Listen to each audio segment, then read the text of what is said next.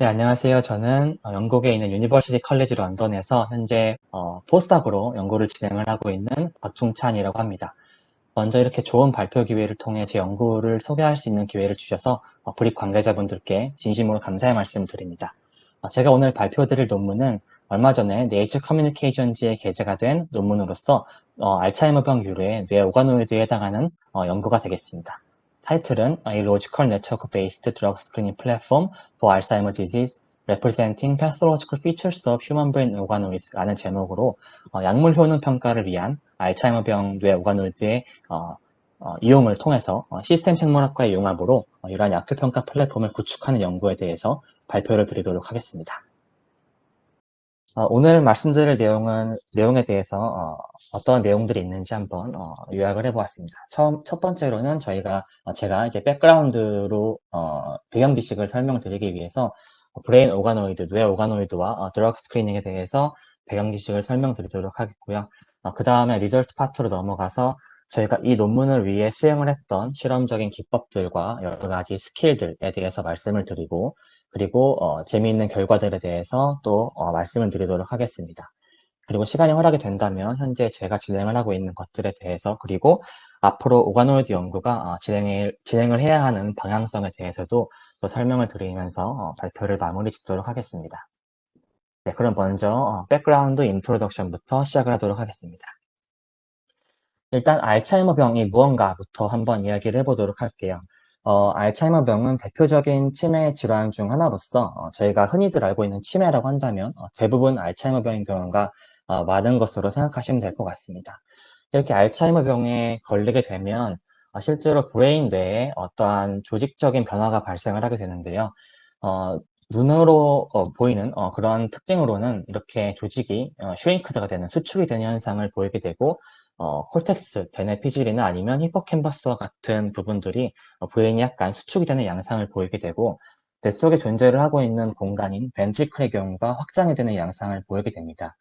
하지만 이러한 것은 직접적인 알츠하이머 병의 원인이라고 보는 견해라기보다는 최근이 아니고 알츠하이머 병은 직접적으로는 베타 아미로이드라는 단백질이나 아니면 타우 단백질의 축적에 의해서 일어난다고 현재까지 알려져 있습니다. 이러한 직접적인 병리학적 원인 물질인 베타 아밀로이드나 타우 단백질은 이렇게 신경세포에 쇠약을 가져오거나 아니면은 여러 가지 인면 반응을 일으켜서 뇌 속에 존재하는 세포들이 다양한 반응을 할 수 있도록 만들어줌으로써 병이 진행이 되는 양상을 띠게 되는데요. 잘 아시다시피 인간의 뇌라는 것은 실제적으로 외과적인 수술을 하는데 굉장히 아직까지는 어려운 축에 속하겠죠. 특히나 치매 같은 점진적으로 진행되는 퇴행성 질환의 경우에 쉽사리 환자의 브레인을 연달하는 것은 굉장히 어려운 것으로 생각이 되고 있습니다. 따라서 우리는 이러한 환자의 대뇌 샘플을 이용을 할 수가 없기 때문에 어떻게 하면 이렇게 직접적으로 외과적인 수술 없이 약물 스크리닝이나 아니면은 여러 가지 효능들을 평가를 할 수 있을까를 생각을 해보았을 때 인공적인 기관을 만들어내는 것이 하나의 방법이라고 볼 수가 있을 것 같습니다. 그래서 이렇게 인체 밖에서 어떠한 인공적인 기관 또는 인체에서 추출한 세포를 통해서 키우는 기관, 이런 것을 이제 오가노이드라고 부르게 되는데요.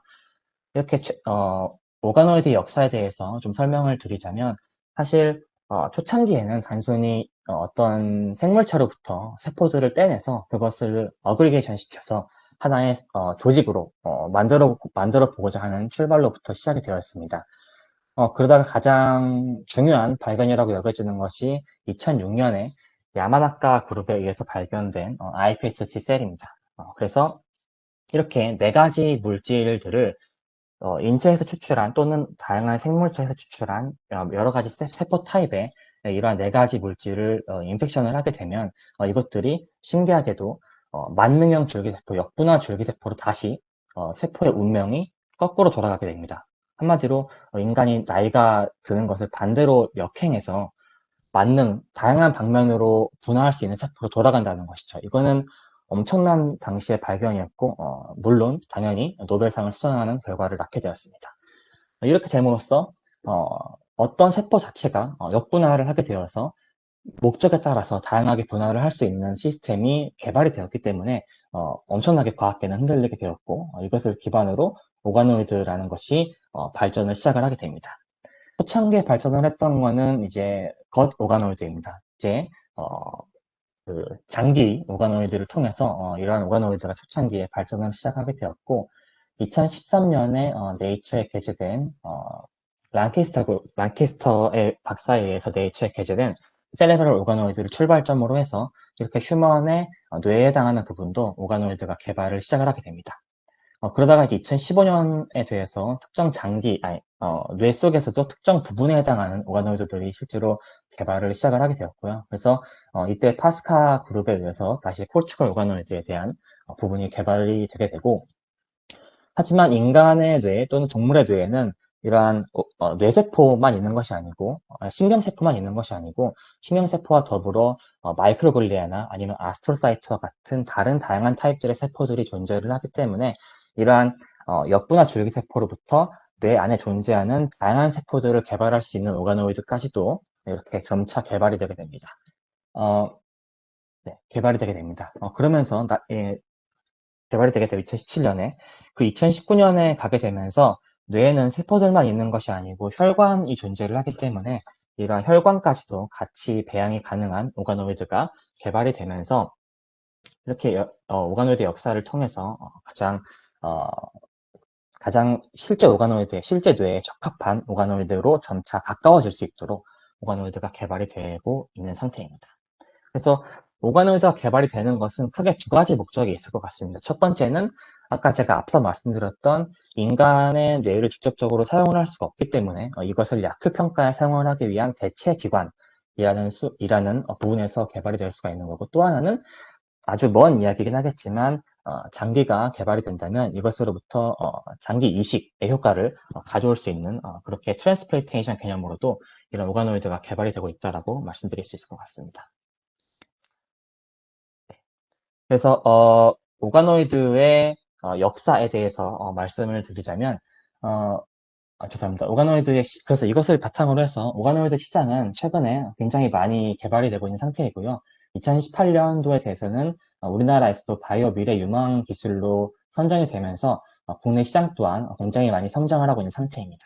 특히나 이러한 3차원 오가노이드를 이미징할 수 있는 이미징 장비 관련 기술도 함께 개발이 진행이 되면서 이렇게 점점 더 오가노이드에 대한 연구가 성장을 하고 있는 상태입니다.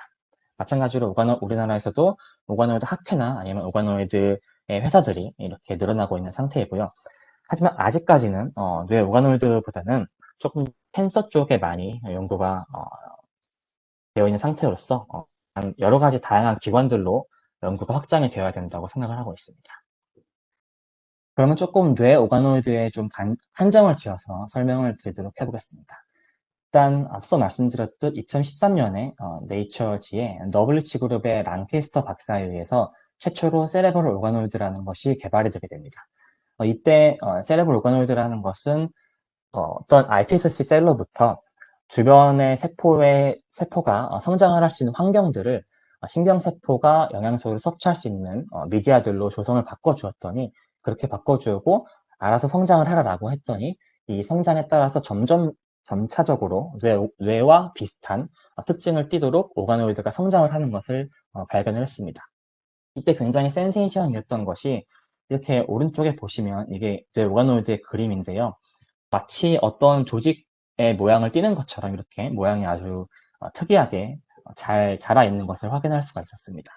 그래서 하지만 이 이미징은 되게 잘 나온 이미징일 수가 있고 다른 여러 가지 오가노이드들, 그러니까 같은 역분화 줄기세포로부터 유도가 된 오가노이드들이 실제로는 조금 베리에이션이 있었다고 합니다. 그래서 어떤 오가노이드는 뭐 이런 모양이고, 어떤 오가노이드는 조금 작기도 하고, 어떤 오가노이드는 되게 크기도 하고, 이런 식으로 오가노이드마다 조금 차이가 있었기 때문에 베리에이션은 있었긴 하지만 정말로 스폰테니어스한 디벨로먼트 단계를 거쳐서 형성이 된 오가노이드이기 때문에 굉장히 중요한 발견으로 생각이 되었었고요.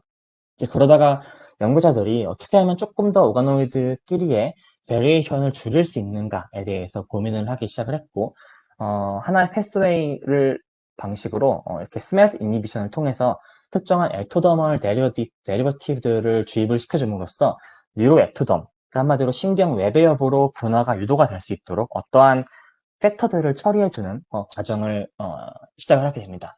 이 당시엔 이것이 자발적인 디벨롭먼트냐 아니냐에 약간 논란이 있었었는지 이 당시 오가노이드라는 용어를 쉽게 사용을 하진 않았었고요. 이 파스칼 앱에서는 이제 Functional Cortical Neuron and Astrocyte Culture, 3D Culture라는 용어를 씀으로써 오가노이드라는 용어는 살짝 벗어나게 용어를 사용을 하는 것으로 알 수가 있습니다.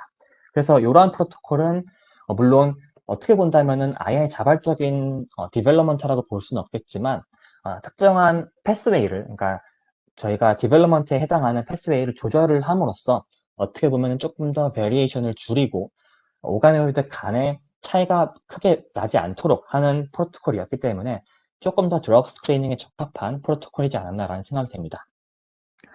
저희 연구에서는 애초에 목적 자체가 드러그 스크리닝을 추구하는 것이었기 때문에 위의 프로토콜보다는 아래 프로토콜이 적합하다라고 생각이 들어서 저희는 베이스를 파스칼 프로토콜로 진행을 하게 되었고요. 하지만 이마저도 역시나 약간의 베리에이션이 존재했기 때문에 저희 실험실에서는 이런 것들을 옵티마이저해서 실험에 사용을 하게 되었습니다.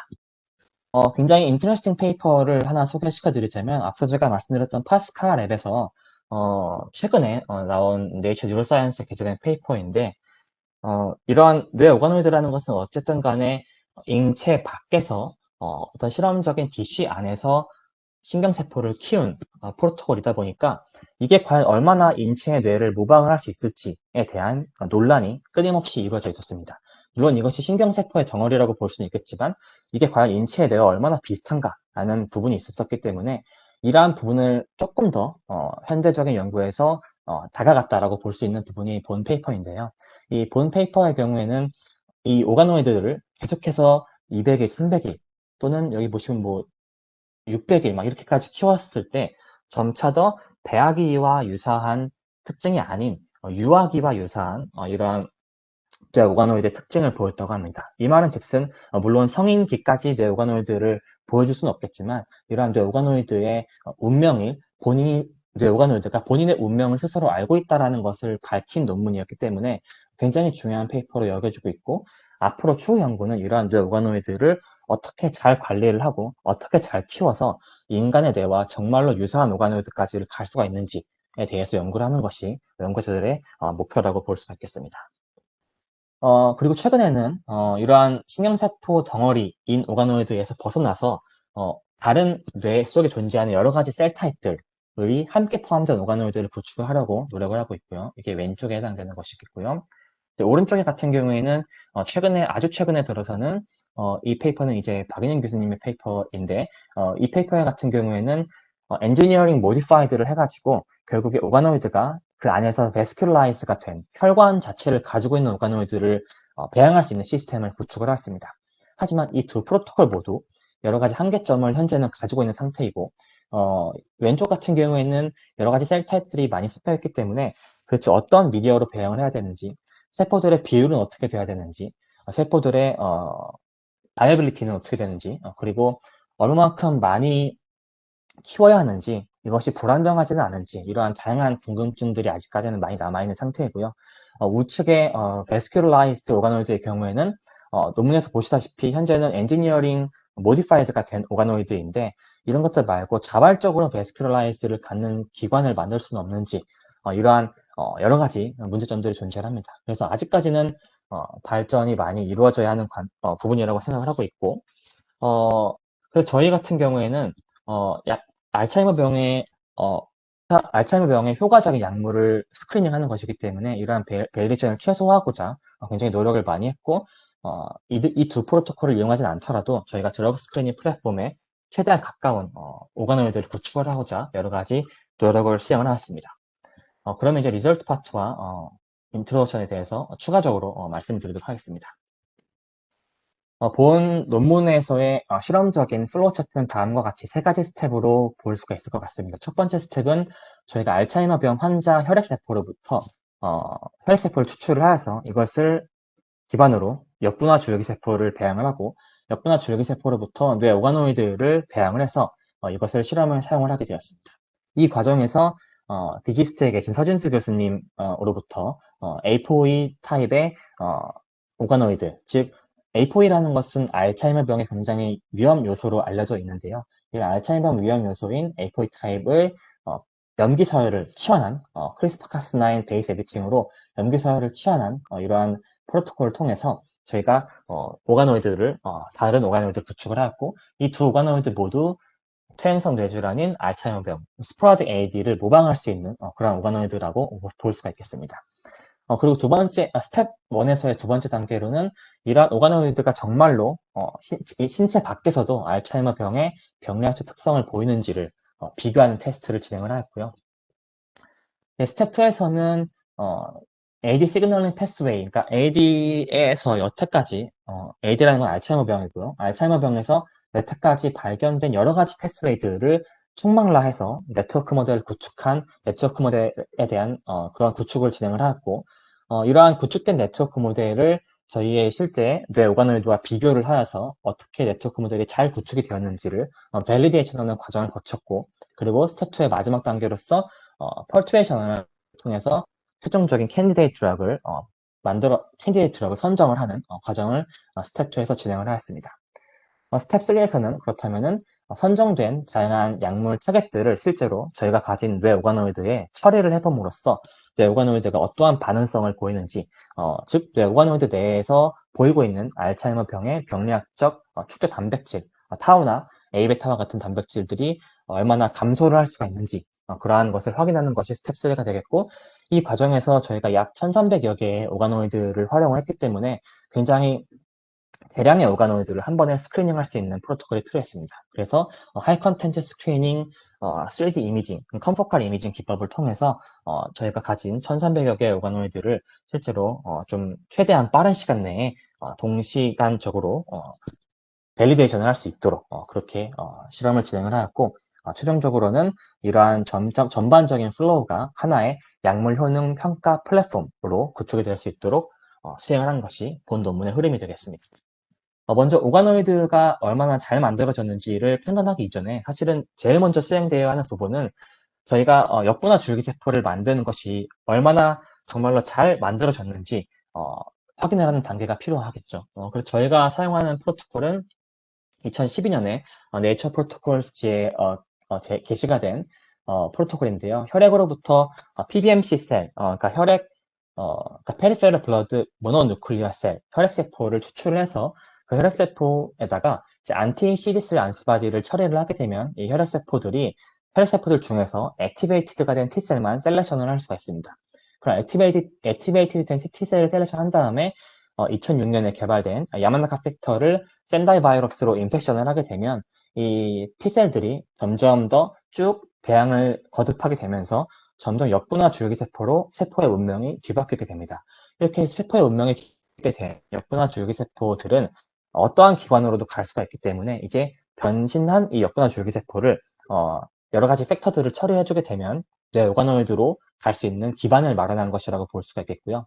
이런 역분화 줄기세포가 잘 형성이 되었는지 줄기세포의 특이적인 마커들을 통해서 확인을 하였고, 그리고 이런 여러 가지 실험들을 진행을 하는 과정에서 사실은 또 발생할 수 있는 가장 큰 문제점이 염색체에 문제가 발생을 할 수 있기 때문에 반드시 염색체 분석, 캐리어타입 어널리시스를 통해서 핵형 분석으로 이 염색체들의 이상이 없는지를 확인하는 과정을 거쳐야 합니다.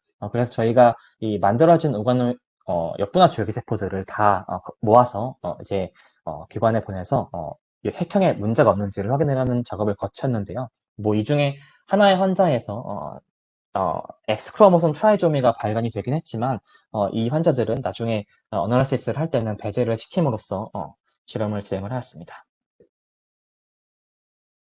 그 다음에는 이제 역분화 줄기세포를 만들었으면 뇌 오가노이드를 만들어야겠죠. 그래서 뇌 오가노이드를 만드는 프로토콜은 앞서 제가 말씀드렸듯 파스칼 앱의 프로토콜을 변형을 시켜서 저희 실험실의 환경과 그리고 약물 효과 플랫폼에 맞게 최대한 오가노이드끼리의 베리에이션이 없도록 프로토콜을 변경하는 과정을 거쳤습니다.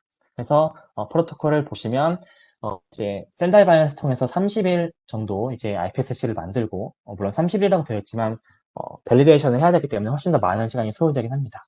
이렇게 iPSC를 만들었으면 그 다음부터는 EB를 형성을 하고, EB라는 것은 iPSC의 덩어리들입니다. 이러한 덩어리들을 형성을 하고 이것으로부터 뉴러널 디퍼런시에이션, 그 다음에 뉴러널 머추레이션 단계를 거침으로써 최종적으로 이렇게 오가노이드를 만들어내는 과정을 거칩니다. 이러한 부분에서 저희가 최대한 오가노이드 간끼리의 베리에이션을 줄이고 가장 효과적인 오가노이드를 만들어내기 위해서 여러 가지 단계를 수행을 하는데요. 첫 번째로는 이런 데이 7 단계에서 가장 육안으로 보았을 때 하이 퀄리티를 가진 오가노이드를 매뉴얼리하게 셀렉션을 해서 96L 플레이트에 일일이 다 심어줍니다. 이러한 과정들을 통해서 오가노이드가 96L 플레이트에 나란히 배양될 수 있도록 거치게 되고요. 그 다음에 오가노이드의 경우에는 매트리젤에 인베딩해서 키우는 경우가 많은데 저희 같은 경우에는 대량의 오가노이드를 키워야 했었기 때문에 인베딩하는 방법은 적합하지 않았고, 따라서 이런 매트리젤을 뉴로베이저 미디어, 신경세포를 이런 오가노이드를 키우는 미디어에 믹스를 해줌으로써 매트리젤이 골고루 퍼져서 미디어 속에서 같이 자랄 수 있도록 이렇게 프로토콜을 구축을 하였습니다.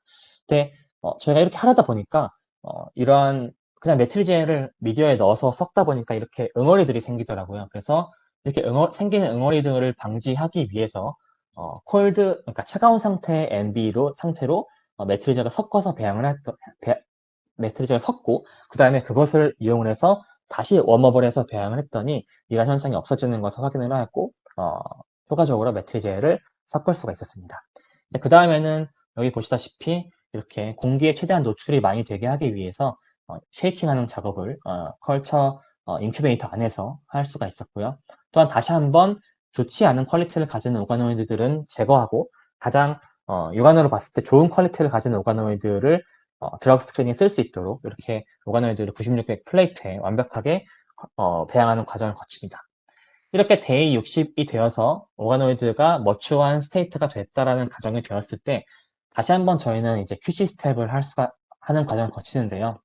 이런 오가노이드들의 약물 처리를 한 다음에 이제 3D 컴포칼 이미징 장비인데 하이 컨텐츠로 스크리닝 할 수 있는 장비로 가져갑니다. 가져간 장비에서 이 프로그램 내에서 오토매틱하게 적합한 오가노이드들을 셀렉션하는 과정을 거치게 되는데 예를 들어서 필터 쉐입이 서클 형태를 이루고 있는지, 그 다음에 이러한 오가노이드의 크기에 대한 부분이 적절한지 이러한 것들을 오토매틱하게 QC라는 과정을 거쳐서 실제로 이러한 QC 내에 들어온 오가노이드들에 한해서만 정량 작업이 이루어질 수 있도록 해서 오가노이드들을 약물 효능 평가에 활용을 하였습니다. 네, 그렇다면 두 번째로 확인을 해야 될 것은 저희가 이렇게 배양한 오가노이드들이 얼마만큼 신경세포들의 발현이나 이런 것들이 잘 유지가 되는지, 혹은 알츠하이머 병과 유사한 특징을 정말로 보이는지를 확인해가는 단계를 거쳐야겠죠. 이러한 단계를 거치기 위해서 첫 번째로 해본 것은 여러 가지 신경세포 마커들을 통해서 오가노이드가 이러한 신경세포가 잘 발현이 됐는지를 확인하는 단계를 거치게 됩니다. 그 다음에 또 RNA 시퀀싱 분석을 통해서 전사체 분석을 통해서 오가노이드들의 어떠한 진들이 그러니까 변이가 없이 잘 익스프레션 레벨이 보이는지를 확인을 하는 단계를 또 거쳤고요. 또한 저희가 가진 오가노이드의 특징을 전사체 분석을 봤을 때 이렇게 보시면 여기 PIP 파지티브라고 되어 있는 것이 알츠하이머 병의 특징을 보이는 환자 오가노이드로부터 전사체 분석을 한 것이고, 이렇게 파란색이 정상인으로부터 유래된 세포로부터 오가노이드를 만들어서 컬처한 것입니다. 이렇게 봤을 때 이런 PCA 플러스 상에서도 굉장히 구별이 되는 특징을 보이는 것을 알 수가 있었고, 재밌게도 이렇게 PIP 파지티브 알츠하이머 병의 병리학적 특징을 보이는 오가노이드 중에서도 A4E 타입의 이 4 알리를 가지고 있지 않은, 즉 리스크 팩터를 가지고 있지 않으나 알츠하이머 병으로 진전이 된 환자의 경우에는 이러한 PCA 플러스 상에서 조금 더 정상인에 가까운 모습을 보이는 것을 또 확인을 할 수가 있었습니다. 굉장히 재밌는 결과였었고요. 그리고 저희가 가진 오가노이드가 얼마만큼 휴먼 브레인과 실제로 유사하게 발현을 하고 있는지를 체크하기 위해서 이제 주요 시밀러리티 어널리시스를 진행을 했을 때도 이렇게 휴먼 브레인과 훨씬 더 유사한 텀들을 보이는 것을 볼 수가 있었고, 반면 iPSC derived 뉴런과는 조금 유사하지 않은, 한마디로 저희가 가진 3D 오가노이드가 iPSC 2D 뉴런보다는 훨씬 더 휴먼 브레인에 가까운 특징을 지닌다라는 것을 확인을 할 수가 있었습니다. 네, 그 다음에 이러한 오가노이드 안에 들어있는 이러한 병리학적 단백질을 확인을 하기 위해서는 저희가 이 오가노이드들을 클리어링하는 작업이 필요합니다. 이제 클리어링하는 것은 무슨 말이냐면 오가노이드 내에는 여러 가지 지질들이 많이 섞여 있기 때문에 굉장히 조직이 밀집되어 있고 불투명한 상태를 거치고 있는데요. 이러한 것을 현미경을 통해서 좀 더 잘 볼 수 있도록 이제 굴절률을 조정시켜주는 과정이 이렇게 클리어링 과정이라고 볼 수가 있겠습니다. 그래서 저희가 재작년에 오스트리아로 가서 노블리치 그룹으로부터 이러한 프로토콜을 배워서 이것을 적용하기 위해서 가져오게 되었고요. 이 프로토콜을 보시게 되면 이렇게 ECI라는 물질을 사용을 하게 되는데 이런 ECI라는 물질은 독성이 없는 물질이면서 또한 어떤 특정한 조직을 이렇게 넣게 되면 보이시다시피 이렇게 하얗게 오가노이드가 있던 부분이 여기 보시면 다 사라져 있는 것을 보실 수가 있습니다. 이렇게 불투명한 오가노이드를 투명하게 만들어주는 과정을 거치게 되는데요. 이런 과정 자체도 한 20일 정도가 소요가 되고 이러한 과정이 끝나게 되면 이렇게 오가노이드가 투명하게 되는 모습을 보실 수가 있습니다. 그래서 이렇게 최종적으로 내 오가노이드를 깔끔하게 이미징할 수 있는 프로토콜을 가져와서 배워와서 잘 적용을 할 수가 있었고요. 그럼 정말로 이제 저희 오가노이드가 알츠하이머 병의 병리학적 단백질인 타우나 아니면 아밀로이드 베타가 양이 증가가 되어 있는지를 확인을 해봐야 되는 작업을 거쳐야 했었습니다. 그래서 보시게 되면 이렇게 A베타나 아니면 타우, 베타 아밀로이드나 타우와 같은 단백질이 알츠하이머 병 환자 유래 오가노이드에서 이렇게 증가가 되어 있는 것을 볼 수가 있을 수 있고요. 그리고 또한 이러한 특징들이 실제의 환자가 가지고 있는 뇌 속 베타아밀로이드의 양과도 코릴레이션이 잘 존재하는 것을 알 수가 있겠습니다. 그리고 트랜스크립톤 분석에서 앞서 말씀드렸듯 이러한 실제 뇌와 유사 환경을 보이는 것을 알 수가 있었고요.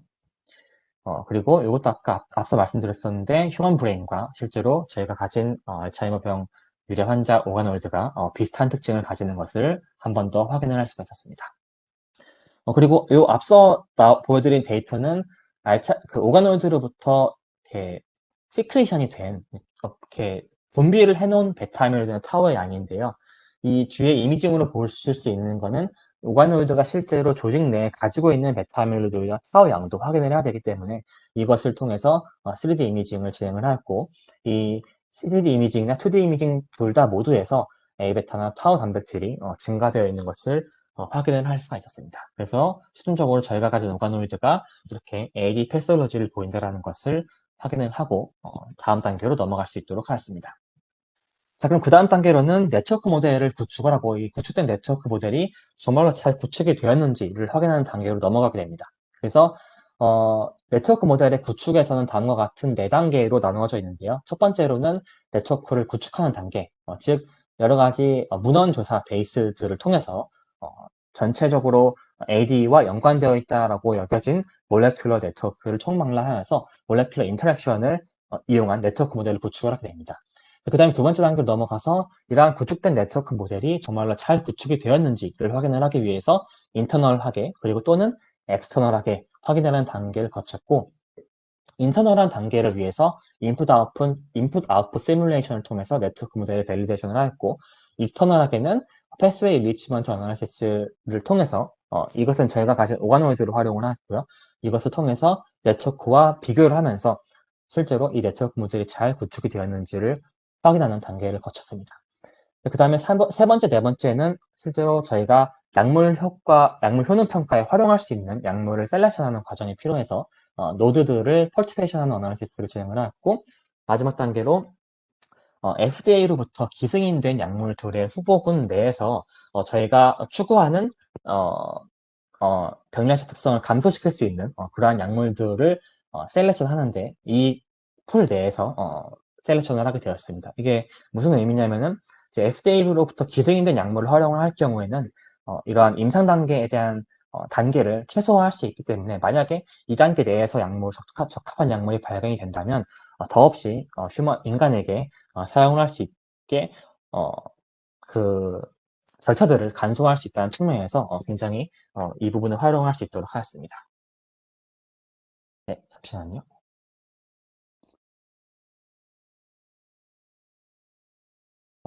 네, 그러면 네트워크 모델이 구축이 되었고, 네트워크 모델을 밸리데이션 하기 위해서 인풋 아웃풋 시뮬레이션을 통해서 처음으로 인터널하게 밸리데이션을 진행을 하였습니다.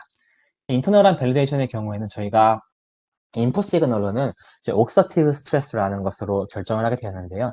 결정을 한 크게 두 가지 이유는 첫 번째는 이 옥서티브 스트레스라는 것이 AD 환자가 점진적으로 보이는 이러한 나이에 따른 시간적인 흐름을 반영할 수 있기 때문에 이렇게 옥서티브 스트레스라는 것을 인풋으로 결정을 하게 되었고, 또 두 번째 그것의 이유는 이런 네트워크 패스웨이를 전체적으로 건드릴 수 있는 가장 적합한 몰레큘이 보니까 ROS이더라고요. 그래서 이런 ROS들을 통해서 옥서티브 스트레스를 주는 것이 전반적인 네트워크의 패스웨이를 돌리는 데 있어서 가장 효과적이라고 판단을 했기 때문에 이것으로 인풋을 구축을 하였고, 이제 아웃풋으로는 이제 보시면은 이제 각 노드들의 액티비티를 아웃풋으로 결정을 하게 됩니다. 저희가 알츠하이머 병의 최종적인 마지막 단계로 볼 수 있는 피노타입이라고 보는 것을 베타 아밀로이드, 그다음에 포스포타우 이 두 단백질의 축적 이외에도 시냅스 로스, 그리고 신경세포가 죽어나가는 에이포토시스, 그리고 신경세포의 자식작용인 어토파지, 이렇게 5가지 단계로 나누어서 이것을 피노타입으로 결정을 하였고요.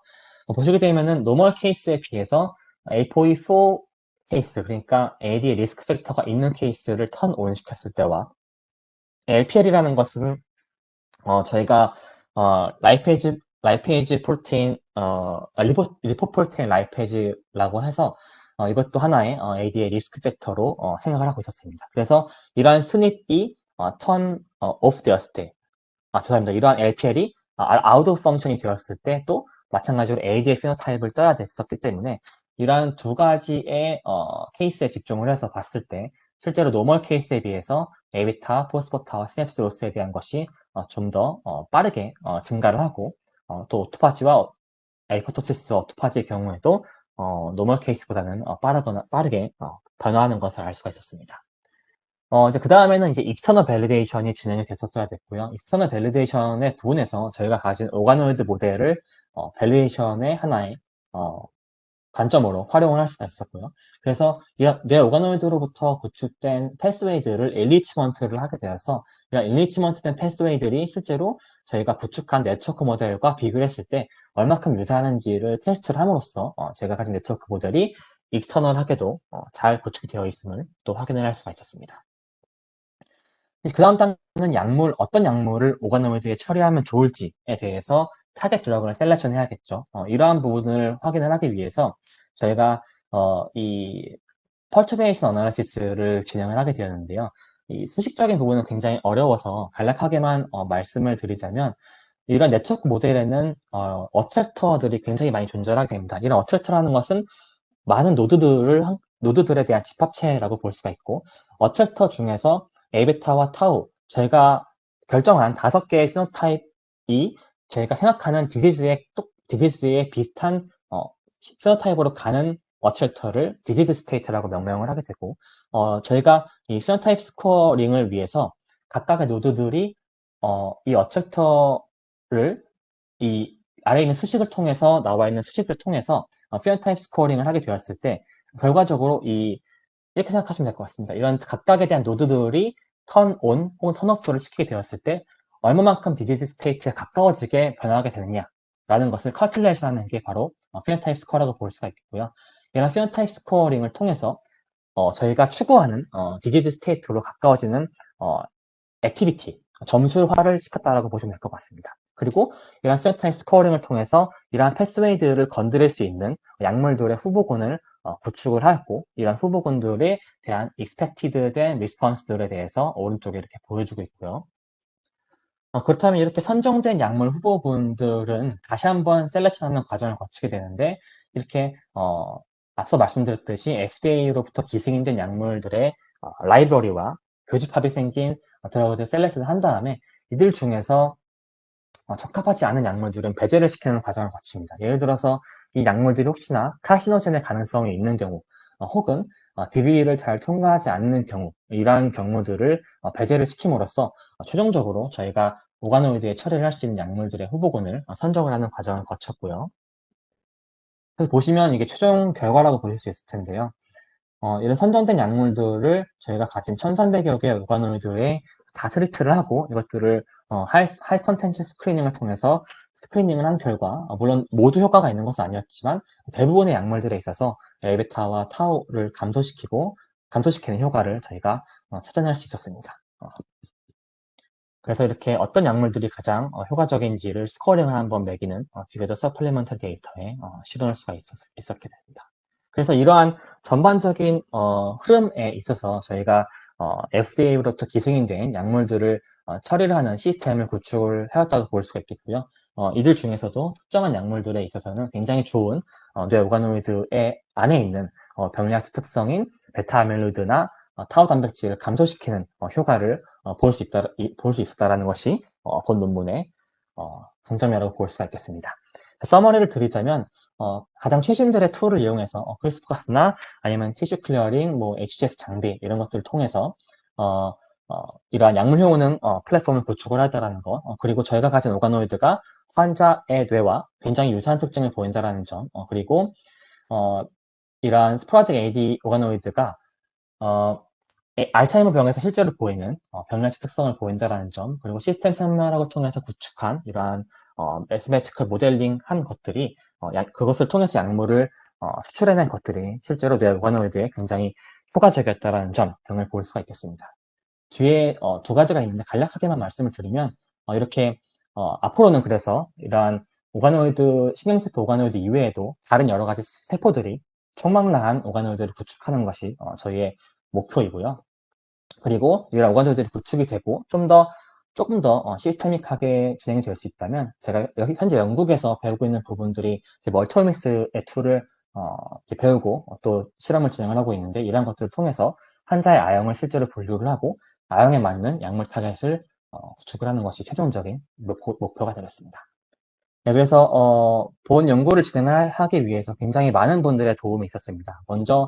가장 먼저 감사를 드리고 싶은 부분 저희 석박 통합과정 지도 교수님이셨던 그리고 현재도 지도 교수님이신 그리고 무기니 교수님께 진심으로 감사의 말씀을 드리고요. 그리고 또 카이스트 조강은 교수님 그리고 공동 제일저자인 이동준 학생 그리고 장유성 학생에게도 감사의 말씀을 드리고 그 밖에 논문에 기여해 주신 여러 가지 다양한 분들께도 진심으로 감사의 말씀을 드립니다. 네, 감사합니다.